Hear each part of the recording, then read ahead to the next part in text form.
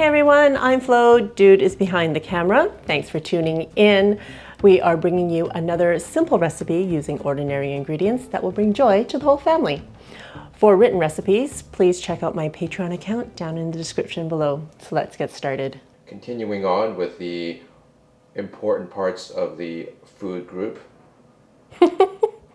Anyways, what's for dinner? Beef is for dinner.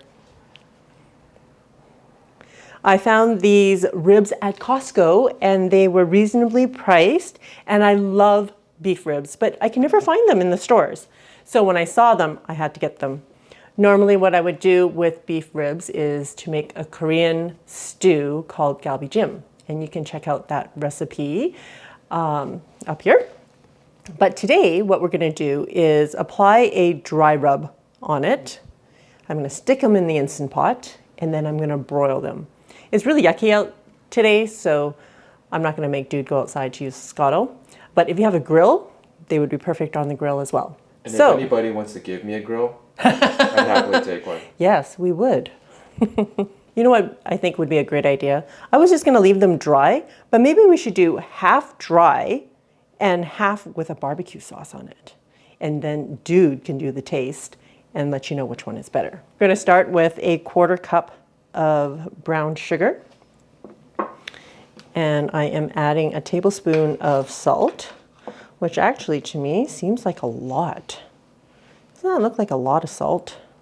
You know what? I'm going to start with half a tablespoon. But you know what? There's a lot of sugar in there too. Never mind. 1½ teaspoons of paprika. Oh, that might be a 1½ tablespoons or teaspoons right here.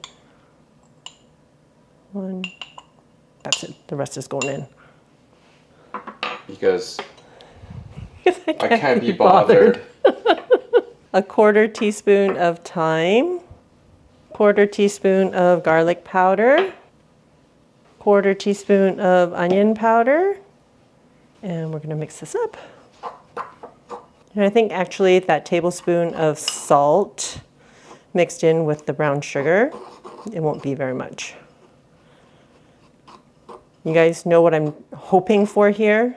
When broiling the ribs, I'm hoping that the sugar in it will caramelize and make it kind of crispy on the edges of the meat. That's what I'm hoping for. Meat crust. I forgot the pepper. So half a teaspoon of pepper. And I'm just going to eyeball it like usual. I don't know if that's half a teaspoon or not. It seems like enough. Whew, I can totally smell it too.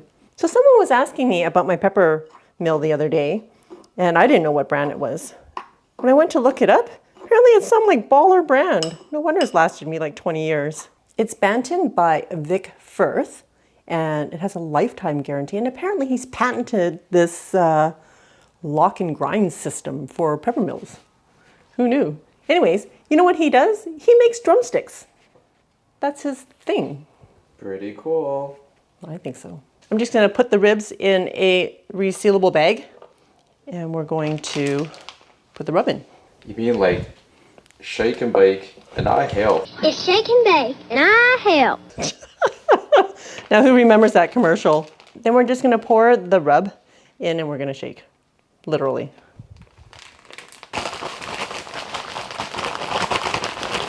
Now we're just going to put this in the fridge and we're going to refrigerate it for about 30 minutes minimum. And yeah, then we'll finish off in the Instant Pot. It's looking pretty yummy. Well, you can't really tell. It's just meat in a bag. I'll tell you if it's yummy during the taste. Oh. All right, let's have a look. It does look good. Look. Well, now that I'm looking at it. Oh, it smells good though. Can you smell it? It's not even cooked yet. So we've been marinating these for about over half an hour now, maybe 45 minutes. I have a cup of water in my Instant Pot with the trivet. Okay, I'm just going to put these in here. Oh, look at that. It's like a dinosaur bone. Oh, can't wait to dig into that thing. You get the smallest one. We are going to, I remembered my lid. locking it into place. Making sure the sealing knob is on sealing. And we're going to pressure cook it on high for 30 minutes. Oh, look at that, it's already on 30. 30 minutes because usually I do pork ribs, and pork ribs takes about 15 to 18 minutes, and that gives me that extra little tug on the bones without totally fall off, but still super tender. And beef ribs are so much bigger. So I'm hoping that 30 minutes is gonna do the trick. All right, here we go. I quick released the pressure. And by the way, these are made in a 6-quart. They look so good. I've lined a sheet pan with parchment paper because I like easy cleanup. And we're just gonna lay them down. I think we're gonna try to get the meat side up. They shrunk a lot, eh? Mm-hmm. Oh, look at that one. Oh. That one's humongous. Fred Flintstone sized. Oh, they smell so good. So here's what we're gonna do. We're gonna take your favorite sauce. This is my favorite sauce right now. Pour some in my bowl. And we're gonna sauce up 3 of them and leave the other 3. We'll see what dude likes. All right, I think they're sufficiently sauced. Do you just baste one side? Yeah, because there's not much meat on the other side. So, and we're just going to do this side. We're just gonna broil one side. Oh, I see. Yeah.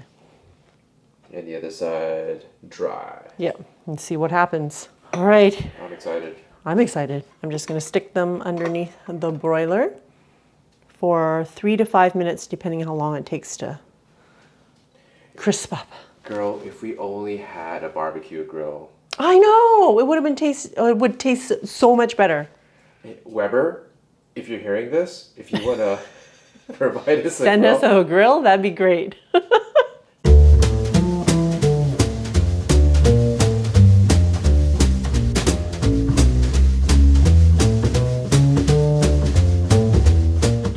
They look really good. Wow. I have to say that the ones with the sauce looks better than the ones without. It does in terms of looks, but you know what? The taste will decide. I don't know if I can fit all these on one plate. What do you guys think? You guys like the sauced up ones or the dry ones? Let us know in the comments below. Are you all ready for taste? Oh boy, look at these. Check these ribs out. Check them out. They're like giant. They are giant. But they started off a lot more giant. That's true. But you know what? They're kind of fatty because I think they were prime rib ribs.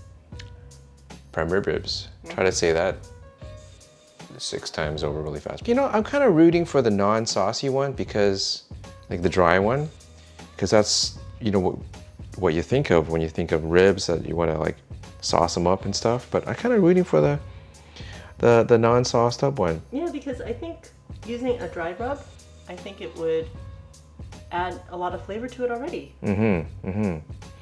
Okay, so I'm gonna do the only right thing. Instead of, you know, taking a chomp out of the bones and then, you know, pretty much like excluding the rest of the family from eating said bones, I'd try to do the polite thing. Otherwise, but it looks so much better just gnawing into the bones, right? But I'm gonna carve it up. I'm gonna share. Oh, it looks so tender. Okay, this is the dry one. I gotta speed this up. I forgot all that went into the rub, but there isn't really a strong flavor. But what I do get is the flavor of the beef coming through very, very clearly, if I can use that as a word. And so the spice rub adds to, it's a good accompaniment to the beef, but the flavor of the beef comes through clearly, and I like that. And broiling the dry rib gets a bit of the crust on the edges, and just enough so that it isn't like charred, but there is a bit of a crisp to it. Okay, so let's move on to the sauced up version. Okay, also fall off the bone.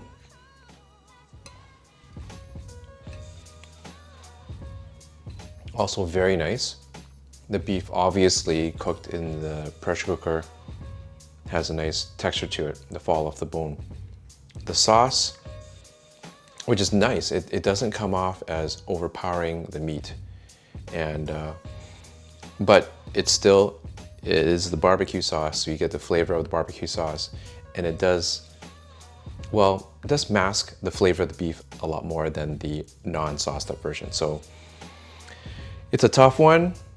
The comfort level is with the sauced up version, but I'm gonna go with the dry version. Really? Yes. Because it's beef, it has a lot of the natural flavors coming through. And you just said you assume that it's cut from a prime rib. So there's a lot of nice marbling through there. So it's a nice flavor of the beef that, and I think in this case, I prefer over the sauced up version because I want that full flavor of the beef to come through and not masked by the sauce. And if it was a pork rib, on the other hand, I think it would be a different case because I don't think you have that flavor to begin with. That's true. Awesome. Thanks, dude. Yeah. Well, folks, there you have it. Dude has spoken. Dried ribs it is. This recipe will definitely be in the new cookbook coming out in September, so make sure you are on the lookout for that. In the meantime, please give me a thumbs up if you like this video. Subscribe if you don't already. Check out my first cookbook down here, and there's always more recipes over there. Till next time, be simple, ordinary, and joyful.